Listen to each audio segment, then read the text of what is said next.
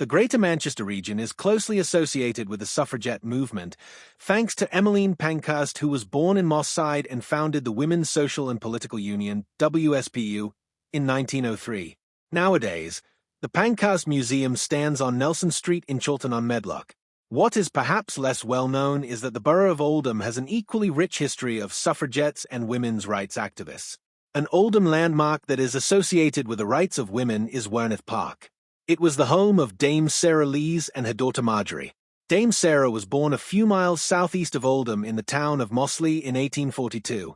She was a groundbreaker in several ways. At age 60, she became a member of the local education committee in 1902. 5 years later, she became the first woman councillor elected in Lancashire, representing the Hollinwood ward. In 1909, she received the freedom of the borough of Oldham, and in 1910 became the mayor of Oldham, only the second woman to be made a mayor in the United Kingdom. She was outspoken on the violent methods used by some suffragettes, stating, "I am convinced that anti-government policy in Oldham would seriously injure the suffrage cause." In 1917, she was awarded a damehood. Her daughter Marjory was born in Oldham in 1878. In 1910, she helped form the Oldham Women's Suffrage Society, a branch of the National Union of Women's Suffrage Societies, NUWSS. In 1913, she led the Oldham crowd in an NUWSS march from the northwest of England to Hyde Park in London, also known as the Suffrage Pilgrimage. On the way, they were hit by rocks and rotten fruit being thrown by their critics. When they arrived, they joined 50,000 suffragists and NUWSS supporters in the park, where they held a rally calling for votes for women. In 1919, Marjory was elected councillor for the Hollinwood ward after her mother retired.